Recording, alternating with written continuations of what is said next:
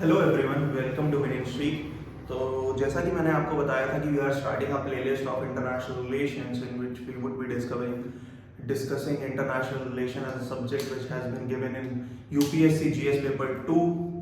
So ultimately we are today starting with the first video, which would be the video discussing about the fundamentals, basically what are the fundamentals of international relation in order to understand the upcoming chapters and the bilateral, trilateral and multilateral relations. So let's start this. So you must be seeing a different kinds of graphs or charts, we can say that. So there are different terms in international relation which we need to understand first in order to clarify what are the issues, what are the players which are involved in international relation as a subjects, and also the bilateral, multilateral and the trilateral and multilateral forums also. We keep on listening that there are different federations first of all, and different kinds of relations we have, different kinds of points we need to discuss. So ultimately what all these things signify is that we are starting from the state कि सबसे basic unit जो होगी आपके किसी भी nation की, किसी भी स्टेट की, ultimately that would be dependent on four things. First is the territory, second would be the government, third would be the population residing on that, and fourth would be the its sovereignty. तो आप एक example के through इस चीज को समझ सकते हैं कि कोई एक देश तब कहलाएगा जब उसके पास एक फिक्स्ड बाउंड्री हो उसकी, जहां पर वो कह सके कि दिस एक particular area belongs to my country. Second is the population residing on that particular geographical area. Third would be the sovereign rights of that particular country or nation or state, whatever the case may be, for the given population ki we are sovereign to take our decisions and nobody is bound to infiltrate in our decision making powers. Fourth would be the government which would be ultimately ruling on that particular area. That could be an elected government, that could be a monarchy or whatever the case may be. And in current scenario we can see that mostly we have the elected governments in probably 70 to 75 countries. But international relation, we have the fifth concept which is called the international recognition of a particular country. Let's take an example.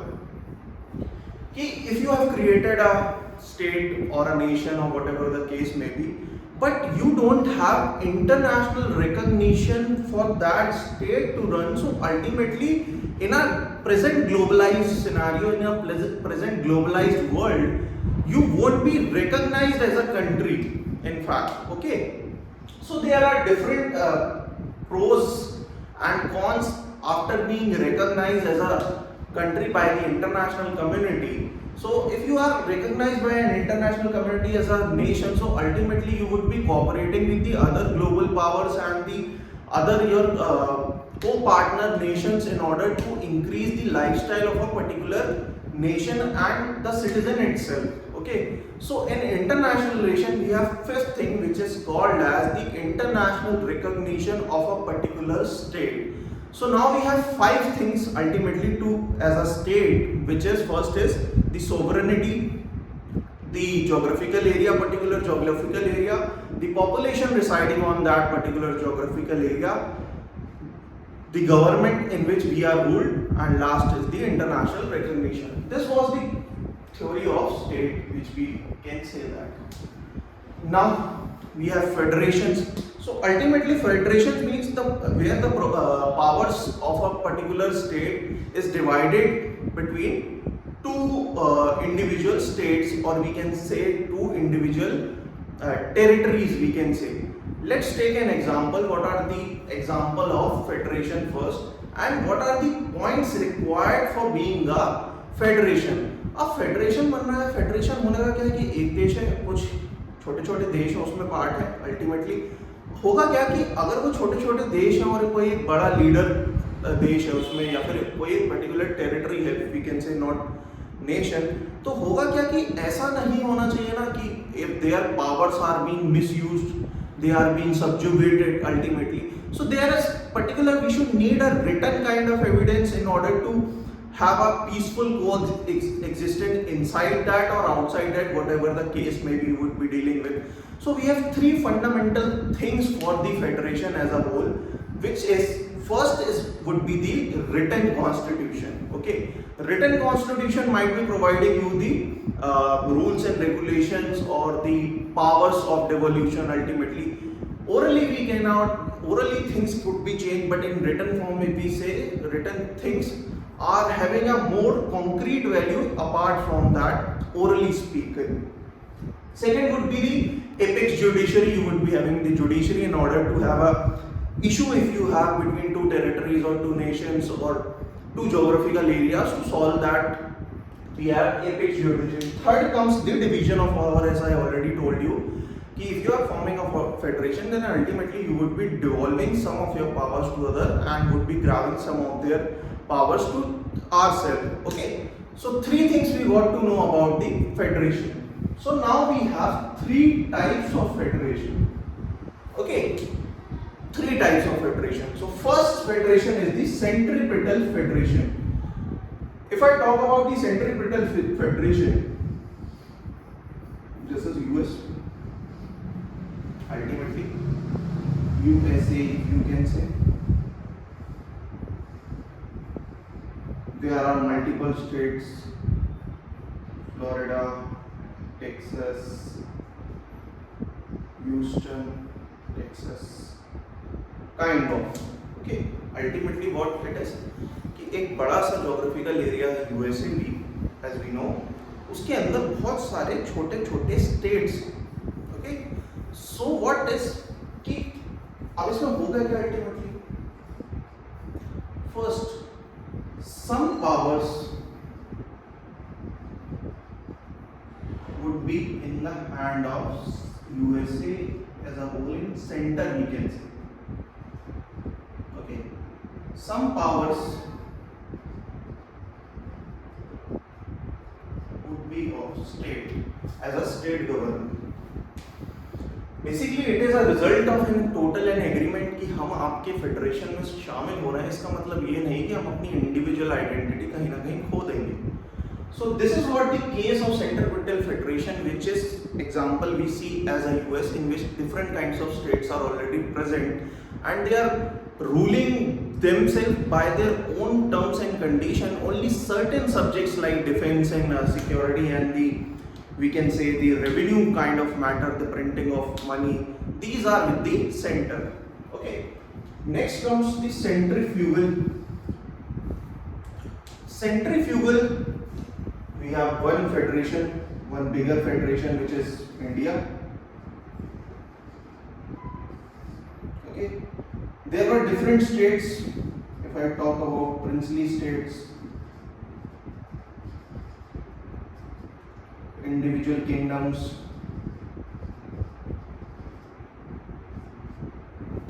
they all came together by means of one rule after independence.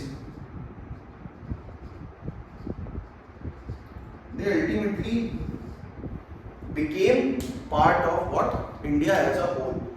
But in cases such as like India, you don't had an option to come out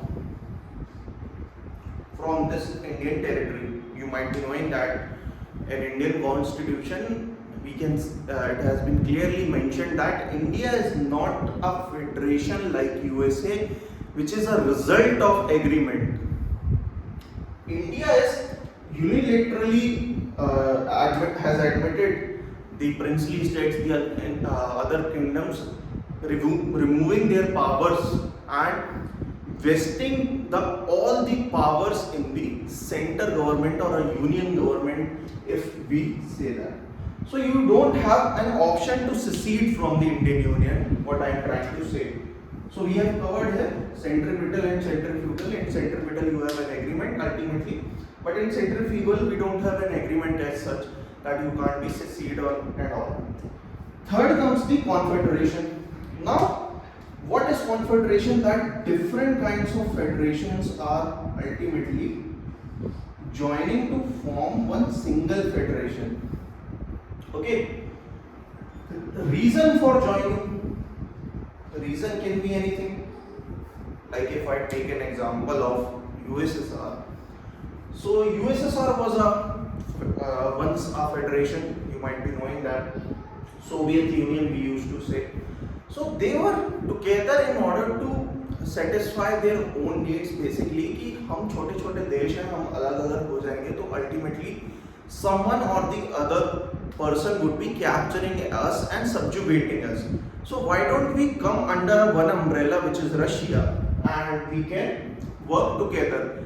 But in this case of confederation there are certain terms and conditions if I say कि अगर मैं आपके साथ शामिल हो रहा हूँ तो I have my own identity and I have my own right to be fulfilled.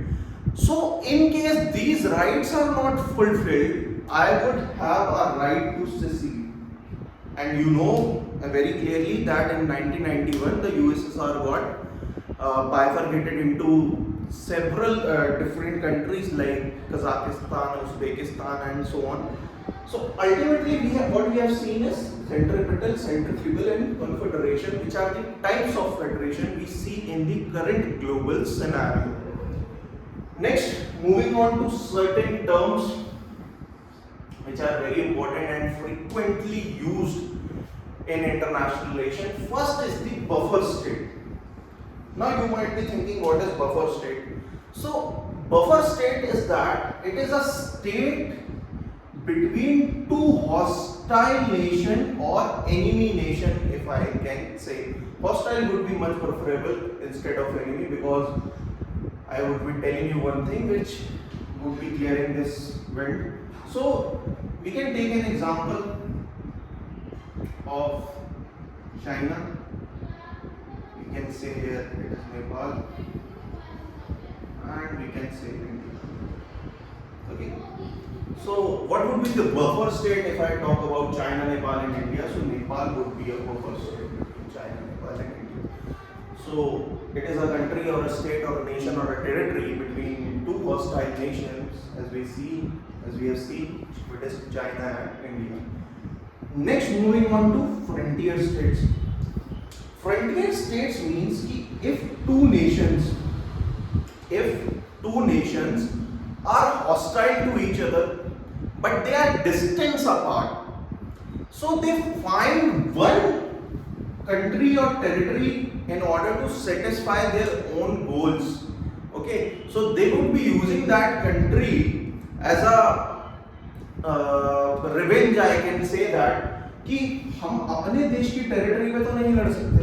So ultimately we are using some else territory in order to satisfy our own greeds. So best example here would be Cuba. You might be knowing that it is an island nation in the South America, we can say that. Okay, between North America and South America you can find here Cuba, capital Havana. Okay, so what happened, you must be knowing about Cuban Missile Crisis and we would be dealing also with that. So what they were, it became a frontier state between Russia and USA. So basically they are distance apart, Russia is somewhere else, USA is somewhere else. So they have chosen one particular country to satisfy their own greeds and issues.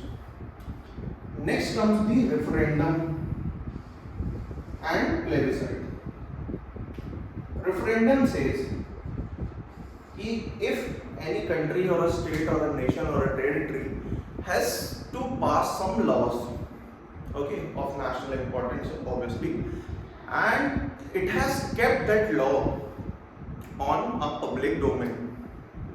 Okay, so if I make a law A and I have kept to my population, so ultimately what I am doing, I am taking views of my citizens. Ultimately the law is being used to them also, for either for them or against them, whatever the case may be. So if I keep a law in a public domain, okay, to take views or suggestions or if corrections any, okay, so that would be called as a referendum. Okay. What you want, what you don't want, what you want to change, in so manner, in simple terms, layman terms, if I tell. Now comes the plebiscite.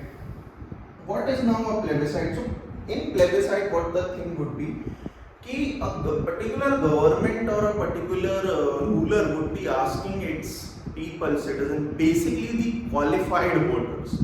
If I tell in the context of India, that qualified voters would be of 18 years of age.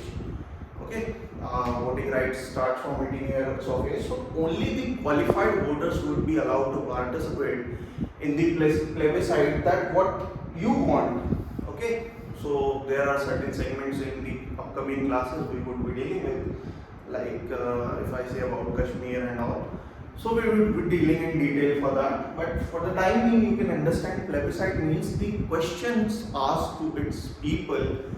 Only which segments would be participating would be the qualified voters of the particular country or particular region. So till now what we have understood is buffer state, frontier states, referendum, plebiscites.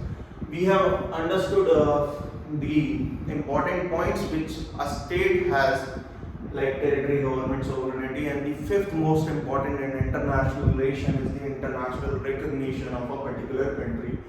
We talked about the federation, the types of federation, what are the points we get in federation, like the written constitution, apex judiciary, and the division of powers ultimately. In types of federation, we talked about centripetal, centrifugal, and confederation along with its example. So I would like to end this class with one of the most important thing we say in international relations is that it's a basically a rhyme or whatever slok you can say that in international relation friends are never permanent. You know, in life we say the friend should be permanent, but in international relation we say is that the friends are never permanent. What is permanent is ultimately is the national interest. So in the coming classes, when you would be dealing with the individual bilateral relations, you would be knowing, if I take an example of India-US relations, so you might be seeing that we have close proximity to India, US nowadays. But if you look backward after 1947 and so on, so we were not having friendly relation with the US. Ultimately, it was aligned towards Pakistan as a helping country or whatever the case may be. We will be dealing in detail also. So please keep in mind everything while studying international. Only one important thing which I am telling you: friends are never permanent in international relation. What is permanent is the national interest. And you might have seen Mr. S. Jaishankar, the External Affairs of India, continuously saying that against the pressure of the European countries, that why are you buying Russian oil when he is waging the war against Ukraine. So what he clearly messages, whatever would be beneficial for my country, for my national interest, for my citizens as a whole, I would be doing that. I don't have any issues. So what it is he is prescribing is ultimately he is balancing the Russia and USA together. So what we are keeping in mind, only one thing is that the national interest. So I would like to end this class, and in the next video we would be dealing with the issues like NAM, Cuban Missile Crisis, Cold War era, disintegration of USSR. So ultimately we are step by step learning, because if I directly start with the topics such as bilateral relations, students who are new might not be able to understand or connect, or terms like these won't be adjusting to their curriculum also. Okay, so thank you for joining. Have a good day.